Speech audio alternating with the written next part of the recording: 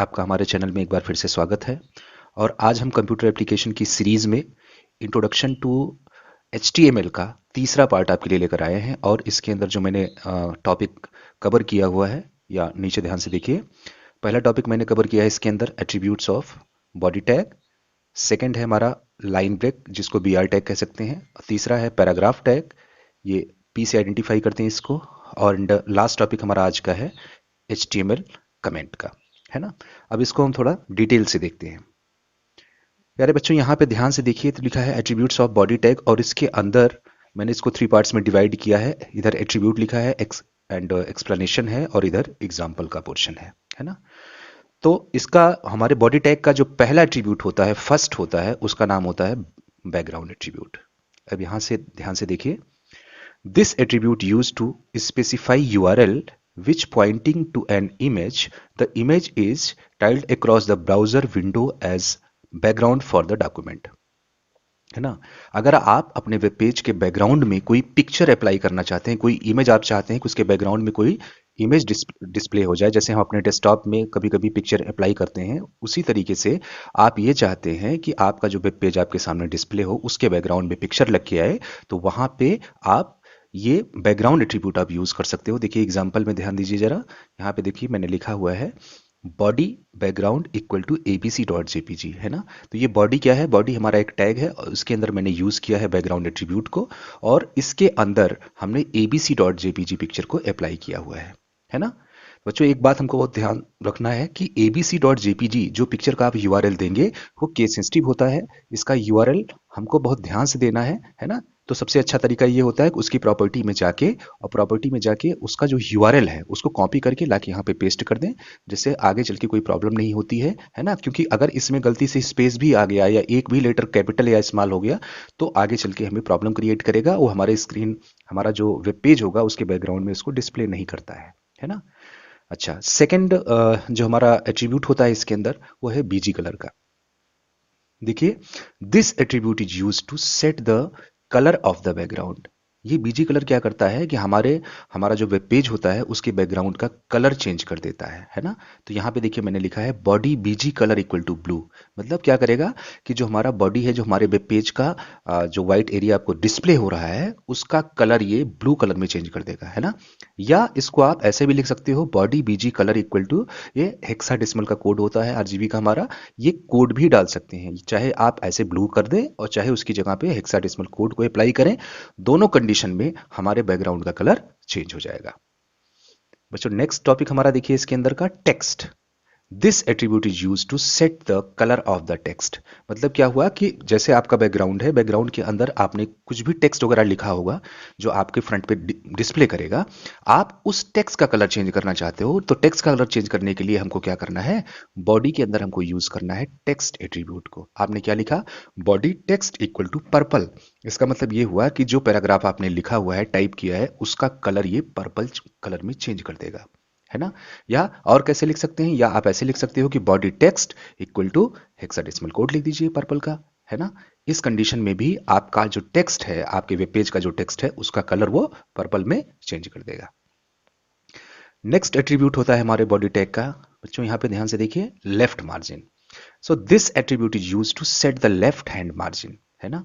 Left side का इधर का जो मार्जिन होता है उसको ये इंक्रीज या डिक्रीज कर सकता है। मतलब क्या हुआ, देखिए यहाँ पे body left margin equal to 45 का मतलब 45 पिक्सल मैंने डाला है। तो लेफ्ट से बॉडी में जो भी टेक्स्ट आपने इस साइड में लिखा हुआ है, वो लेफ्ट से 45 पिक्सल राइट साइड में मूव कर देगा। इधर से ये वाला जो गैप होता है, इसको ये कम ज्यादा कर सकता है। तो इसके लिए हम लोग लेफ्ट मार्जिन का यूज करते हैं। तो इसको भी हम बॉडी के अंदर हमको अप्लाई करना होता है। तो आप लिखेंगे body left margin equal to number of pixel, जितने पिक्सल आप चाहते हो उसको यहाँ पे मेंशन करना है। उसके बाद टेक्स्ट, यहाँ पे जो कंटेंट मैंने डाला है इसको बस फॉर एग्जांपल के लिए दिया है कि जो भी आप टेक्स्ट यहाँ पे डालेंगे उसको ये मूव कर देगा, और लास्ट में बॉडी टैग को हम क्लोज करेंगे, है ना। इसके बाद नेक्स्ट हमारा जो एट्रीब्यूट है बॉडी का, वो है टॉप मार्जिन। बच्चों यहाँ पे ये देखो क्या करता है इसके अंदर, this attribute is use to set the top margin. ये टॉप मार्जिन का मतलब ये एरिया जो होता है हमारा, ये एरिया हमारा होता है टॉप मार्जिन का। ये एरिया आपको कम ज़्यादा करना है तो आप लोग यूज़ करेंगे टॉप मार्जिन का। तो जैसे मैंने यहाँ पे लिखा है body top margin equal to 55, है ना। टॉप मार्जिन का ये एरिया आपको 55 पिक्सल हमको थोड़ा सा नीचे की तरफ पुश कराना है, तो आपने लिख दिया body top margin equal to 55। Testing left margin and body, suppose ये आपका कोई सेंटेंस लिखा है आपने और टॉप मार्जिन में आपने 55 रखा है, तो टेस्ट मार्जिन जो लिखा है ये टेस्टिंग लेफ्ट मार्जिन, ये नीचे की तरफ 55 पिक्सल मूव कर देगा, है ना। इसके बाद बच्चों इसके बॉडी के अंदर एक टैग हम लोग और एक एट्रीब्यूट और यूज करेंगे जिसका नाम होता है लिंक, है ना। तो बच्चों इसमें तीन होते हैं, एक link, A link and V link. ये तीनों इसका इसका जो यूज होता है वो लिंकिंग में होता है ना। आगे वाले चैप्टर्स में जब हम लिंकिंग शुरू करेंगे तो इसका तीनों का यूज उसमें हम लोग करेंगे, है ना। तो फिलहाल इसका यूज एक बार हम देख लेते हैं। तो defines the colour of the unvisited link in a document, है ना। The default colour is blue. आपने देखा होगा जब भी कोई चीज सर्च करते हो, आपने गूगल के अंदर ऐसे ही कुछ सिंपल वर्ड में लिखा व्हाट इज कंप्यूटर सिस्टम और आपने एंटर बटन को प्रेस किया, तो आपने देखा होगा कि स्क्रीन के ऊपर जो भी आपको आंसर मिलता है वो उसके जो कीवर्ड्स होते हैं वो ब्लू कलर में शो होते हैं, है ना। तो उसका कलर जो बाय डिफॉल्ट होता है वो ब्लू होता है, ठीक है। तो बॉडी के अंदर यहाँ पे आप ध्यान दीजिए, यहाँ पे आपने सपोज लिख दिया body link equal to green. आपने जो हाइपरलिंक यूज किया हुआ है, हम चाहते हैं कि बाय डिफॉल्ट जो ब्लू होता है वो ब्लू ना दिखे, उसकी जगह पे ग्रीन दिखे। तो हम बॉडी के अंदर इसका कलर चेंज कर सकते हैं। आप सीधे लिख देंगे body link equal to green या येलो या पिंक, जो भी आपको अच्छा लगे उस कलर को इसके अंदर हम एंटर कर सकते हैं, ठीक है। ऐसे ही ए लिंक होता है, तो ए लिंक मतलब होता है एक्टिव लिंक कलर, है ना। एक्टिव लिंक क्या होता है, जब आप अपने लिंक के ऊपर माउस का बटन प्रेस करते हो, क्लिक करते हो, तो उस समय अगर आप ध्यान से देखें तो उसका जो कलर होता है वो रेड हो जाता है ना। तो defined the colour of link as it is being clicked. जब उसके ऊपर क्लिक करोगे, जैसे ही क्लिक करोगे उसका कलर रेड हो जाएगा, है ना। So the default colour is red. Active link का डिफॉल्ट कलर रेड होता है ना। तो बाय डिफॉल्ट रेड होता है, तो हम चाहते हैं कि क्लिक करने पे बाद उसका जो कलर है वो ब्लू हो जाए, हमको रेड नहीं रखना है। तो आपने लिख दिया बॉडी के अंदर body space A link equal to blue. अब बच्चों क्या होगा कि एक्टिव लिंक का जो कलर है वो रेड की जगह पे ब्लू हो जाएगा, ठीक है। नेक्स्ट हमारा आता है वी लिंक। वी लिंक का फुल फॉर्म होता है विजिटेड लिंक, है ना। देखिए, defines the colour of link after has been visited, the default colour is purple. आप देखे होंगे गूगल में कहीं भी कोई चीज सर्च करो और सर्च करने के बाद जब आप उस हाइपर लिंक के ऊपर क्लिक करते हो और जब आपका पेज ओपन होता है, ओपन सर्फिंग के बाद जब आप उसको क्लोज करके वापस जाते हो तो उसका कलर थोड़ा सा फेड हो जाता है। उसका कलर आप ध्यान देंगे तो आपको पर्पल कलर में डिस्प्ले करता है। हमको पर्पल कलर नहीं चाहिए, हम चाहते किसी और कलर में हम उसको चेंज करना अगर चाहते हैं, तो बॉडी के अंदर आपको व्हीलिंग यूज करना है, उसके अंदर वो कलर पास करना है जो आपको चाहिए। तो सपोज मैंने रेड किया है, तो हमारा जो व्हीलिंग का कलर बाय डिफॉल्ट पर्पल था वो रेड में चेंज हो जाएगा, ठीक है। अच्छा, नेक्स्ट टैग हमारा बच्चों देखिए ध्यान से, यहाँ पे बी आर टैग है ना। लाइन ब्रेक जिसको कहते हैं बी आर टैग। यहाँ पे देखिए, line breaks are given using B R tag. B R tag का यूज करते हैं किसी भी स्टेटमेंट को, किसी भी लाइन को ब्रेक करने के लिए। The B R tag insert a single line carriage return or break into a document, है ना। किसी भी लाइन को अगर ब्रेक करना चाहते हो, कोई बड़ी सी लाइन है, आप चाहते हो कि यहां से वो ब्रेक होके वो नीचे की तरफ पुश हो जाए, नीचे की तरफ चलाए, तो उसके लिए आप बी आर टैग का यूज कर सकते हो। This element specifies that a new line should start at that point, है ना। The B R tag is an empty element and has no end tag, है ना। जो बी आर टैग होता है जिसको हम ब्रेक टैग कहते हैं, ये हमारा एक एम्प्टी एलिमेंट होता है। आपको पता है कंटेनर और एम्प्टी दो एलिमेंट होते हैं। कंटेनर में जो हमारा एलिमेंट है वो क्लोजिंग होती है, उसके अंदर बंद किया जाता है, जबकि एम्प्टी में उसकी क्लोजिंग नहीं होती। तो बी आर टैग जो होता है वो हमारा कौन सा होता है, एम्प्टी एलिमेंट होता है। And has no end tag, इसको हम क्लोज नहीं करते। फॉर एग्जाम्पल देखिए ध्यान से, हमने एक स्ट्रक्चर यहाँ पे बनाया है HTML हेड टाइटल, और इसके अंदर एक इसका टाइटल मैंने पास किया है और हेड क्लोज करने के बाद यहाँ पे बॉडी यूज किया। बॉडी के बाद देखिए मैंने लिखा है कंप्यूटर सिस्टम, है ना। उसके बाद मैंने यहाँ पे यूज किया बी आर टैग। अगर बी आर का यूज नहीं होता, कंप्यूटर सिस्टम के बाद फिर से कंप्यूटर लिखा होता, तो एक लाइन में शो करता, लेकिन मैंने यहाँ पे बी आर टैग लगा दिया। तो देखिए यहाँ पे ध्यान दीजिए, तो यहाँ पे इसने तुरंत उस लाइन को ब्रेक करके इसको नीचे की तरफ ट्रांसफर कर दिया। अब यहाँ पे देखिए कंप्यूटर और सिस्टम के बीच में मैंने एक बी आर और यूज किया है ना। अब इसने क्या किया कि कंप्यूटर के बाद सिस्टम को भी ब्रेक कर दिया और सिस्टम को लाके इन्होंने नीचे की तरफ इसको पास कर दिया, है ना। तो जो लाइन ब्रेक होता है, जो बी आर टैग यूज होता है, तो बी आर टैग के थ्रू आप किसी भी लाइन को ब्रेक करके अपने अकॉर्डिंग, अपनी इच्छा के हिसाब से आप जहां चाहें वहां पे उसको मूव करा सकते हैं। ठीक है। अच्छा, नेक्स्ट टॉपिक हमारा जो आता है वो है पैराग्राफ टैग। पैराग्राफ टैग बच्चों क्या होता है, देखिए, the paragraph tag is use to mark the start of new paragraph. Paragraph tag का यूज करके अपने वेब पेज के अंदर किसी भी पैराग्राफ को आप डिजाइन करते हो, किसी भी पैराग्राफ को आप क्रिएट करते हो। ठीक है। By default the text is left aligned. जो भी पैराग्राफ आप क्रिएट करते हो उसका जो अलाइनमेंट होता है वो बाय डिफॉल्ट लेफ्ट अलाइन होता है। ठीक है। द ऑफ टैग, ये जो ऑफ करते हैं ना पी को, जैसे कोई टैग आप यूज करते हो अगर कंटेनर है तो उसको ऑफ कर देते हो, लेकिन इसमें देखिए the of tag P is optional. मतलब पैराग्राफ जो टैग होता है अगर आपने उसको पी, उसका जो पी है उसको क्लोज नहीं किया सपोज, तब भी उससे कोई फर्क नहीं पड़ता क्योंकि ये ऑप्शनल माना जाता है। और अगर आपने इसको क्लोज किया है तब भी वो सही है, इसमें कोई प्रॉब्लम नहीं है। You can use the align attribute of the p tag to change the alignment of the text। ठीक है। हमारा जो पैराग्राफ टैग होता है उसके अंदर एक एट्रीब्यूट हम लोग यूज करते हैं जिसका नाम होता है अलाइन एट्रीब्यूट। अलाइन का यूज करके अपने पैराग्राफ को लेफ्ट, राइट, सेंटर, जस्टिफाई किसी भी जगह आप इसको मूव करा सकते हो। ठीक है। इसमें देखिए कुछ मैंने वैल्यूज पास किया है इसके नीचे। ये देखिए, पहला P align equal to centre मैंने डाला है, तो सेंटर जैसे ही करेंगे तो ये जो पैराग्राफ आपने बनाया है ये पैराग्राफ सेंटर में मूव हो जाएगा। Place the text in centre. Second देखिए, यहां पे लिखा है P align equal to left. जैसे आप लेफ्ट करेंगे, सपोज ये सेंटर में हुआ है, लेफ्ट जैसे करेंगे फिर से ये मूव होके कहां पे चला आएगा, फिर से ये सेंटर में चला आएगा। ठीक। फिर लिखा है P align equal to right. ये इधर देखिए, places the text to the right side. ये क्या कर देगा, आपका जो पैराग्राफ क्रिएट हुआ है वो राइट साइड की तरफ मूव कर देगा। फिर नेक्स्ट मैंने यूज किया है इसके अंदर P align equal to justify. Justify में क्या होता है बच्चों, ये दोनों तरफ के अलाइनमेंट को इक्वल कर देता है। इसमें जो कहीं कहीं ज्यादा स्पेस कहीं कम स्पेस आते हैं उसको ये इक्वल कर देता है, तो आपका पैराग्राफ बिल्कुल करेक्ट दिखता है देखने में, है ना। दोनों तरफ का अलाइनमेंट बिल्कुल इक्वल कर देता है। Align the text from left and right margins. अब बच्चों इसका एक एग्जांपल देखिए, यहाँ पे मैंने एक प्रोग्राम छोटा सा बनाया हुआ है। इसमें देखिए HTML हेड एंड टाइटल, इसका एक मैंने उसका टाइटल डाला हुआ है। उसके बाद हेड क्लोज हुआ है, फिर बॉडी यूज किया, बॉडी के अंदर मैंने लिखा है P align equal to centre. ठीक है। उसके बाद एक पैराग्राफ मैंने यहाँ पे यूज किया हुआ है और इस पैराग्राफ के बाद मैंने यहाँ पे पी टैग को क्लोज किया, क्योंकि ऑप्शनल होता है, चाहे आप क्लोज करें या ना करें कोई फर्क इससे नहीं पड़ता है, तो मैंने फिलहाल इसको क्लोज किया हुआ है। उसके बाद मैंने बॉडी क्लोज किया और HTML क्लोज किया। और जब इस फाइल को मैंने रन किया है तो जो आउटपुट हमको मिला है, तो यहाँ पे ध्यान से देखिए, तो सबसे ऊपर लिखा है पैराग्राफ टैग। क्यों? क्योंकि यहाँ पे जो मैंने टाइटल यूज किया है वो है पैराग्राफ टैग, तो टाइटल बार पे इसमें पैराग्राफ टैग शो हो गया। इसके बाद इसके अंदर जो पैराग्राफ हमने लिखा हुआ है उसके लिए मैंने सेंटर वैल्यू पास किया हुआ है, तो इसने हमारे जो पैराग्राफ इसमें शो किया उसको इस सेंटर लाइन में चेंज करके ये डिस्प्ले कर दिया है ना। अब नेक्स्ट टॉपिक देखिए, कमेंट एलिमेंट।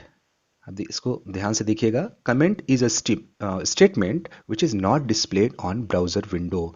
कमेंट एक ऐसा स्टेटमेंट होता है जो हमारे ब्राउजर विंडो पे नहीं डिस्प्ले होता है। ये हमारी हेल्प करता है। जैसे आपने सोर्स कोड के अंदर जो भी आप कोडिंग करते हो उसके अंदर अगर आपने कमेंट डाल दिया है तो सोर्स कोड में कमेंट पड़ा रहता है, लेकिन वो हमारे ब्राउजर के ऊपर डिस्प्ले नहीं करता है। Comments makes it easy to understand which code is written for what purpose.